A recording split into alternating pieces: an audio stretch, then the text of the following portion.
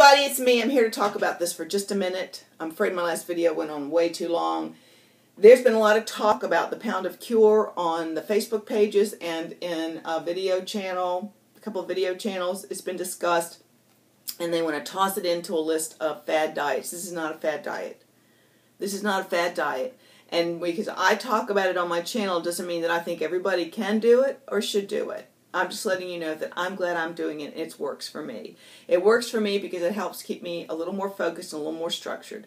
And if you're going to judge something without knowing, you've never read the book, you don't know what the details or the science behind it is, it's not wackadoodle, it's all pure science, and he wrote it to help people that couldn't get weight loss surgery. He came up with something to help patients that came to him that wanted something to help them, and he came up with that couldn't get surgery for whatever reason. And this is supposed to mimic what happens in your body. It cuts off the hunger signals, it lowers your metabolic set point so that the same things that happen when you get cut, that cutting is not about restriction. When they cut something, it actually shifts something major in your metabolism, which is why people are not diabetic like that after they've had surgery, okay?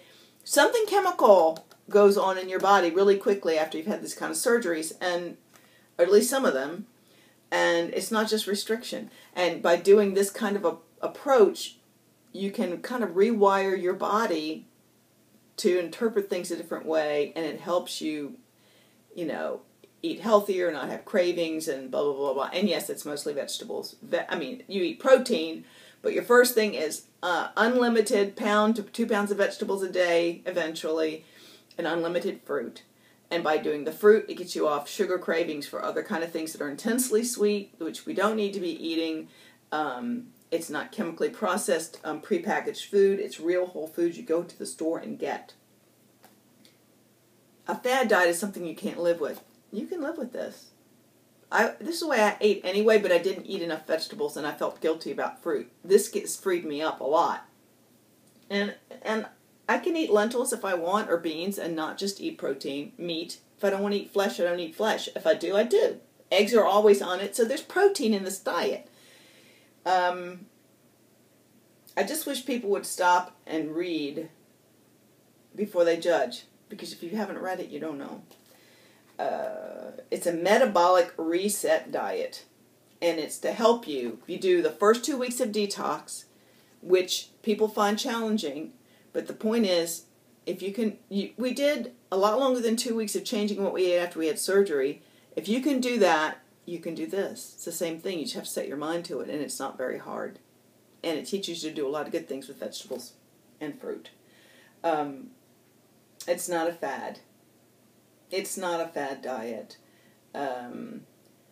This is a bariatric surgeon who has identified a style of eating that can bring about the same metabolic changes seen after gastric bypass surgery. So he only talks about gastric bypass. I'll just say that, and I've had gastric bypass.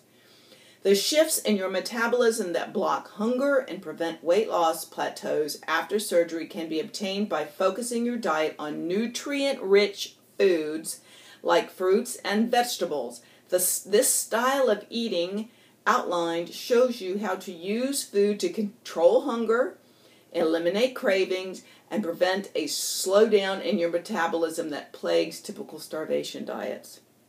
This is not a starvation diet. This mirrors what your body goes through after gastric bypass.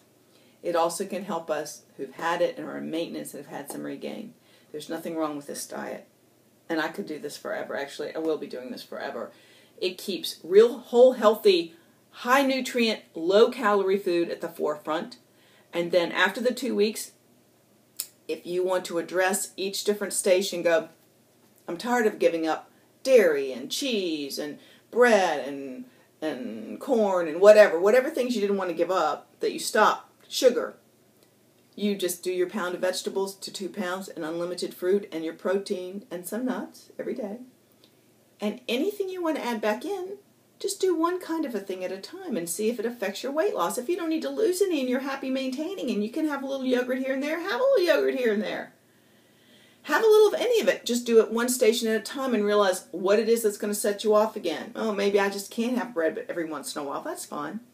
I've learned how to do without bread, and I was starting to eat it too much again. Blocks of cheddar cheese. My God, are we really the worse off for not eating a bunch of cheddar cheese? No. I love cheese. I would eat cheese. If cheese didn't make me fat, I would be eating cheese. But cheese and chocolate have an addictive quality that is up there with opium, apparently, or cocaine or something or other. So, if you don't know what you're talking about, be educated before you start slamming something. And I don't feel like my talking about it on my channel is telling the whole world that I think this is the end-all and be-all of the world. I don't. I tried it. It was an experiment. It works for me. It feels good. I feel good. It's hard in the beginning. You're scared you can't do it, but you can. You feel bloated and bloated and bloated the first few days eating all those raw vegetables, but they don't all have to be raw. And then your body adjusts, and you feel like a new person. Ow. You feel like a new person. So that's it. That's all I'm going to say about this today. I just thought I said a little commentary on the smack talk that's been going around about a pounded cure. I personally believe that our bodies were made to eat real whole foods, things that grow on a plant or are plants, not made in a plant, not made full of chemicals and processed preservatives. I don't believe that's good for us. I think you're crazy if you think it is.